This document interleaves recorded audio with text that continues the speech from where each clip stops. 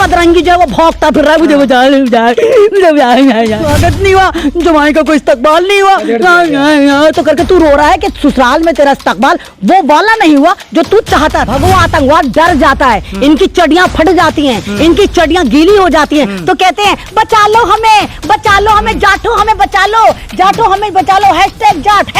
ये अजरंगी बजरंगी और ये मोनू मानेसर ये सरकार के पालतू कुत्ते हैं। मेवात चलो, जिहादियों को मजा चखाना है, चारों तरफ से मुल्ला को घेरना है, इन्हें पाकिस्तान भगाना है। तमाम ये अजरंगी बजरंगी दल, ये आतंकवादी दल तलवारों से, तीरों से, त्रिशूल से, बंदूकों से सरकार के पाले हुए कुत्ते हैं। मोनू मानेसर ऐसा एक कुत्ता है, एक ऐसा बारूद है, एक ऐसा कैंसर है जो भारत को लगातार टारगेट कर रहा है और इसकी वजह से भारत की एकता जो है वो दुनिया में बर्बाद है। वो आतंकवाद मीडिया, वो बारूद का ढेर मीडिया, वो माचिस की तीली मीडिया जो माचिस की तीली लगा के पूरे देश को जला चुका, आप उसको मीडिया के तो जय श्री राम का नारा लगाओ और किसी भी बेगुनाह मुस्लिम को, किसी भी दलित को, किसी भी ईसाई को मार दो, मॉब लिंचिंग कर दो। तो इन्हीं की वजह से तो धर्म संकट में पालतू कुत्ते हो गए जो काटते भी है, वो जहरीले कुत्ते हैं कि जिनको काटने के बाद 14 इंजेक्शन लगवाने पड़े। धार्मिक यात्रा में अधर्मी तलवार लेकर क्या कर रहे थे, बंदूकें लेकर क्या कर, जवाई आया है, फूल बरसाओ, तुम्हारे जवाई आए हैं,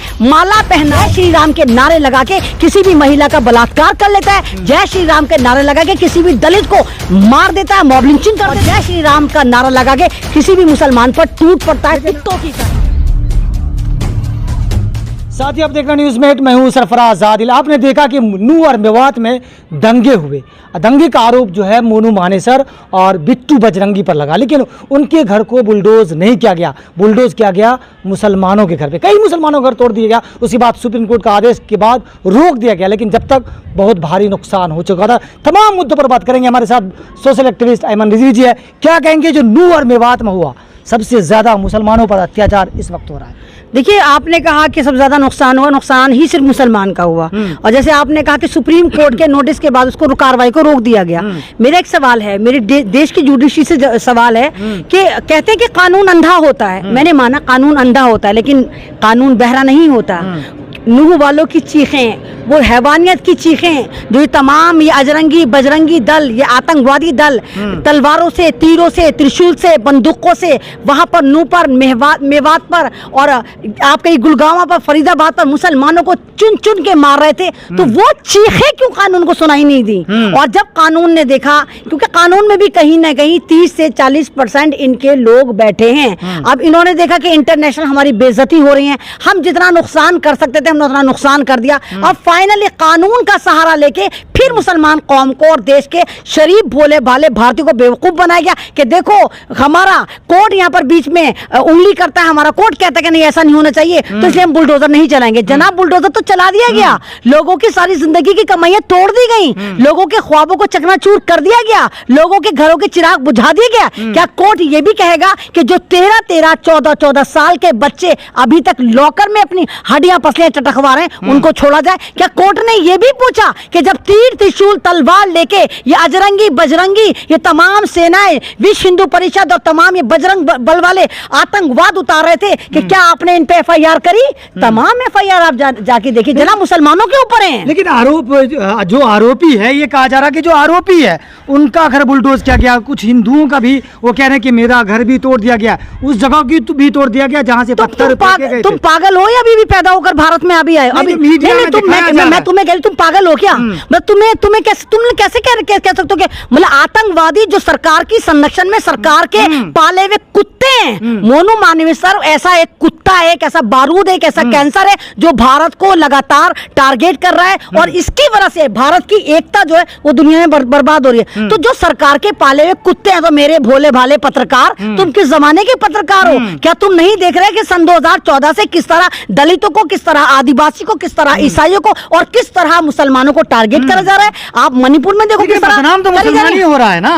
नहीं, मीडिया में देखा गया, तो वो अरे वो आतंकवाद मीडिया, वो बारूद का ढेर मीडिया, वो माचिस की तीली मीडिया जो माचिस की तीली लगा के पूरे देश को जला चुका, आप उसको मीडिया के, तो मीडिया आप तुम हो, ये तुम्हारी जिम्मेदारी है, सोशल मीडिया वालों की जिम्मेदारी है। और तुम खुद जानते हो भाई सोशल मीडिया पर कितनी नूह की वीडियो उड़ाई जा रही है, सोशल मीडिया पर किस तरह तुम्हें कॉपीराइट्स दिए जा रहे हैं, सोशल मीडिया पर तुम्हारी हर वीडियो पर किस तरह कम्युनिटी सिलेंडर मारा जा रहा है, तो उस वाले मीडिया को मीडिया मत को, उसको पालतू कार कुत्ते जो भौंकते हैं, वो स्ट्रीम चैनल नहीं बचा, वो पालतू कुत्ते हो गए जो काटते भी है, वो जहरीले कुत्ते हैं कि जिनको काटने के बाद 14 इंजेक्शन लगवाने पड़ेंगे।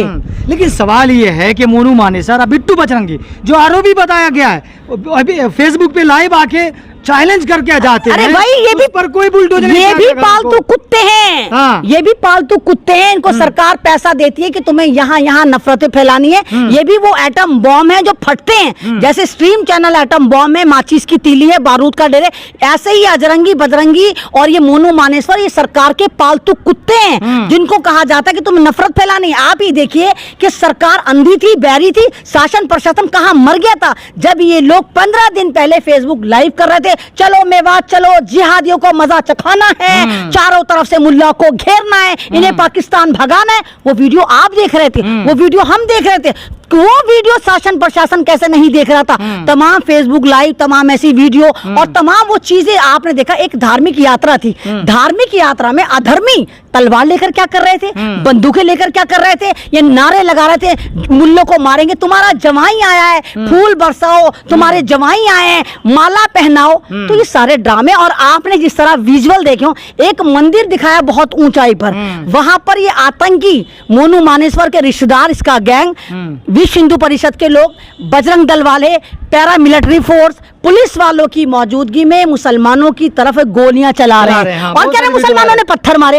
एक वीडियो इनके पास नहीं है जहां पर ये दिखा देंगे मुसलमानों ने पत्थर मारे। एक जो चैनल पे आ रहा था, एक निजी चैनल है, उस पे लाइव आ रहा था कि हाथ में बंदूकें हैं, लाइव दिखाया। आज तक वालों को कहा कि बंद कर लो नहीं तो तोड़ दिए जाओगे, उनके सामने गोलियां चल रही हैं। तमाम आप ये देखिए कि बहुत सारे न्यूज लॉन्ड्री वाला पत्रकार है अनमोल प्रीतम, उसको पकड़ लिया गया, उसको मारने की धमकी दी गई। तो ये आतंकवाद का एक शुरुआत हो चुकी है। एक तरह का ये कहिए कि ये अलकायदा ग्रुप है, जो भगवा अलकायदा है। ये जो भारत में उत्पाद मचा रहे हैं, जैसे अलकायदा वालों ने पूरे अफगानिस्तान को बर्बाद कर दिया, ये भारत का भगवा अलकायदा है। जो ये बजरंगी तजरंगी ये तमाम के तमाम इनके पिट्ठू हैं। और जिस तरह आरएसएस, जिस तरह विश्व हिंदू परिषद, जिस तरह बजरंग दल अलकायदा के पैटर्न पे यहाँ पर मुसलमानों को और अपने उन दुश्मनों को खत्म कर रही है, जो एक आप इंसाफ की बात करते हैं, हक की बात करते हैं, इंसानियत की बात करते हैं। और जनाब मेवात के बारे में तो आपने सुना होगा, 75 साल में जिस स्टेट में, जिस इलाके में आज तक कोई दंगा नहीं हुआ,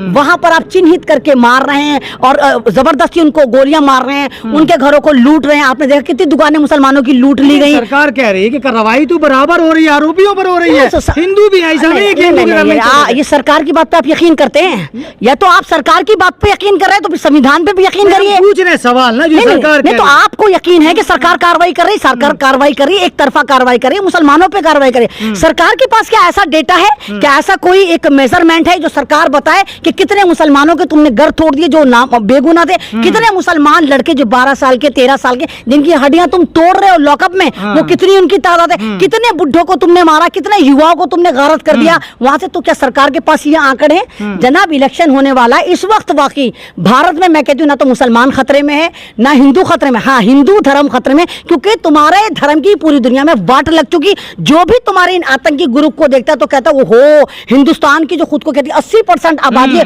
वो इस तरह का हिंदू धर्म जो इस तरह का आतंकवाद मचाता है, इस तरह उत्पाद मचाता है। जय श्री राम के नारे लगा के किसी भी महिला का बलात्कार कर लेता है, जय श्री राम के नारे लगा के किसी भी दलित को मार देता है, मॉब लिंचिंग कर देता है, और जय श्री राम का नारा लगा के किसी भी मुसलमान पर टूट पड़ता है कुत्तों की तरह। कह रहे कि हिंदू धर्म खतरे में है, तो बजरंग दल के लगे यही तो बचा रहे हैं, वो तो खुद कह रही है। अरे कैसी बातें करते हो, कैसी बातें, उन्हीं की वजह से तो खतरे में मेरे भाई। वो हिंदू धर्म को गलत तरीके से पेश कर रहे हैं। उनकी नजर में हिंदू धर्म एक आतंकवाद का दूसरा नाम है। उनकी नजर में जय श्री राम का नारा एक खौफनाक नारा है कि जय श्री राम का नारा लगाओ और किसी भी बेगुनाह मुस्लिम को, किसी भी दलित को, किसी भी ईसाई को मार दो, मॉब लिंचिंग कर दो। तो इन्हीं की वजह से तो धर्म संकट में। सन 2014 से पहले आपने कभी सुना मॉब लिंचिंग होती थी? सन 2014 से पहले आपने कभी सुना जय श्री राम का नारा लगा के कोई भीड़ आती थी, किसी भी आबादी को टारगेट कर देती थी, मार देती थी? तो ये क्योंकि 24 का इलेक्शन है और 24 का इलेक्शन में इनको अपनी हाथ साफ नजर आ रही है। इस वजह से ये मुसलमानों को चिन्हित कर रहे हैं, उनको मार रहे हैं। और जिस तरह मणिपुर में हादसे होकर दुनिया में बदनाम हो रहे हैं, तो मणिपुर का हादसा छुपाने के लिए और वो ट्रेन का हादसा छुपाने के लिए, जहां पर एक पुलिस वाला पूरे होश हवास में ट्रेन के डिब्बे में मुसलमानों को कुत्ते की तरह सूंघता है, सूंघने के बाद नाम पूछता है, जब उसको यकीन हो जाता है ये मुसलमान है, तो कहता है योगी मोदी कहना होगा, भारत में रहना होगा। यानी उसका कहना क्या है, उसका मानना ये कि भारत में सबसे बड़े जो एक तरह के देशद्रोही हैं, एक तरह के ऐसे लोग हैं जो योगी और मोदी को खुद कह रहा है कि गलत लोग हैं, जो इन गलत लोगों का नाम लेगा वही भारत में रहेगा, और उसके बाद वो गोलियां मार देता है। तो इस मुद्दे को छुपाने के लिए उसी दिन, आप ये देखिए कोइंसिडेंट नहीं हो सकता, उसी दिन ट्रेन का हादसा हो जाता है, उसी दिन मेवात की हादसा हो जाता है। तो ये पूरा कोऑर्डिनेट है, एक आज चीज को छुपाने के लिए ये सब ड्रामा करा गया है। लेकिन कहा जा रहा है कि आरोपियों के घर पे बुलडोजर किया गया, लेकिन जिसने जाके मौलाना साद को मस्जिद में मार दिया गया, लेकिन ऐसी खबर तो नहीं आई कि उनके घर को तोड़ दिया गया। तो क्यों तोड़ेंगे? अरे भाई, वो जो 19 साल का मौलवी था, वो पुलिस की हिफाजत में मारा जाता है, तो पुलिस बाहर खड़ी हुई है, तो यानी कहीं ना कहीं पुलिस भी शामिल है या पुलिस की नाकामी शामिल है। वहां पर 200-300 ज्यादा बलवाइयों, वैसे तो पुलिस का डंडा जहां मुसलमान देखती है दौड़ा देती है, गोलियां चला देती है, डंडे भांज देती है, लेकिन वहां पर क्योंकि इनके आका का हुक्म था कि तुम्हें यहाँ रॉबर्ट की तरह खड़े रहना है, तुम्हें यहाँ पर इन आतंकवादियों को, भगवा आतंकवादियों कुछ नहीं कहना, तुम्हें मुसलमानों को मरवाने पूरा योगदान करना है। और वही योगदान वहां पर हरियाणा पुलिस का और राजस्थान पुलिस का नजर आता है कि पुलिस के संरक्षण में इन बजरंगियों ने, इन भगवा आतंकवादियों ने, इन आरएसएस वालों ने, इन विश्व हिंदू परिषद ने और इन आतंकी ग्रुप के जितने नेता थे जो वीडियो वायरल कर रहे थे, पूरा उत्पाद मचाया। यही वजह है कि 19 साल के मौलाना को मार दिया गया। सरकार ने कोई नौकरी, कोई कंपनसेज, कोई खेद, कोई दुख, कोई तकलीफ अभी तक व्यक्त नहीं करी। लेकिन आखिरी सवाल ये है कि जिस तरह की वीडियो आ रही है, लोग डर के माहौल में जी रहे हैं मुसलमान, कुछ लोग कह रहे हैं कि वहां से माइग्रेट कर गए, कहीं और जाके बैठे हुए हैं, डर का माहौल है क्योंकि गिरफ्तारियां जारी है। देखिए डर का माहौल तो मुसलमान में, मुझे नहीं लगता कि मुसलमान कभी डरता था, मुसलमान सब्र करता था। और जिस तरह आप देखिए कि जब ये भगवा आतंकवाद डर जाता है, इनकी चड्डियां फट जाती हैं, इनकी चड्डियां गीली हो जाती हैं, तो कहते हैं बचा लो हमें, बचा लो हमें, जाटो हमें बचा लो, जाटो हमें बचा लो, हैशटैग जाट, हैशटैग जाट। जाटो ने क्या कहा? अबे हराम खोरो, जब उत्तर प्रदेश में झगड़ा हुआ था 2013 में, तो तुमने क्या कहा था? जाट हो, हिंदू नहीं।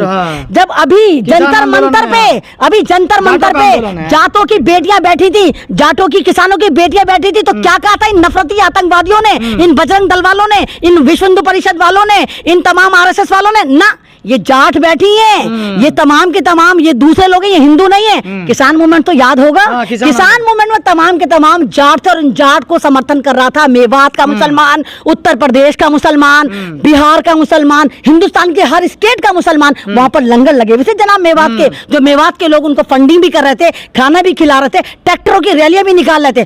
तब इस वाले किसान मूवमेंट, जो किसानों का धरना बैठा था, इन्हीं नफरती चिंटुओं ने, इन्हीं आतंकवादी ग्रुप के सरबराहों ने, आरएसएस ने, बजरंग दल ने, विश्व हिंदू परिषद ने क्या कहा था? ये तमाम आलिस्तानी है, ये खालिस्तानी है, ये किसान है ही नहीं, फर्जी किसान है। अब जब तुम्हारी फटने लगी, अब जब तुम्हें लगा कि हम खतरे में, तो तुम्हें लग रहा है कि जाट को फौरन हिंदू बना लो। पागल समझ रखा तुमने। लेकिन एक वीडियो जो वायरल हो रहा है, जो आदमी फेसबुक पे आके कहता है कि आ जाओ जीजा आ रहे हैं, लेकिन दूसरे पल में वही आदमी रोता हुआ, बिलखता हुआ, फपक फपक के रोता हुआ नजर। अबे वो उसका नाम क्या नाम है? हाँ, उसका नाम कुत्ता बदरंगी है। कुत्ता बदरंगी बुढ़ापे में कह रहा कि मैं तुम्हारा दामाद आया हूँ। अबे तू तो दादा की उम्र का है। हाँ, शक्ल भी उसकी ऐसी देखो आप, बिल्कुल ऐसी है जैसे, अब क्या कहूँ, बस एक गोल बिल्कुल फुटबॉल की जैसी है, लगता है उसकी फुटबॉल बन गई कहीं पर। अब वो कुत्ता बदरंगी जो है वो भौंकता फिर रहा है, मुझे और जब कुत्ते की तरह भौंक रहा था कि मुझे क्या नाम है, हम आ रहे हैं, तुम्हारा जीजा आ रहा है, हार तैयार रखना, तो ख्वाब भी देखने लगा। बुढ़े, 4 शादी का कॉन्सेप्ट तो तुम मुसलमानों में कहते हो, तुरे बुढ़ापे में तेरे कौन से ठड़क जागी थी जो तू वहां पर मुसलमानों की बेटियां उठाने जा रहा था कि दामाद आ रहा, फ्री में मुसलमानों का जमाई बनना था। और जब तूने देखा कि वहां तेरी दाल निकली, वहां तेरा कोई स्वागत नहीं हुआ, जमाई का कोई इस्तकबाल नहीं हुआ, तो करके तू रो रहा है कि ससुराल में तेरा इस्तकबाल वो वाला नहीं हुआ जो तू चाहता था, दूसरा वाला हो गया। दूसरा वाला हो गया। चलिए, बहुत शुक्रिया, आपने हमसे बात की। बहुत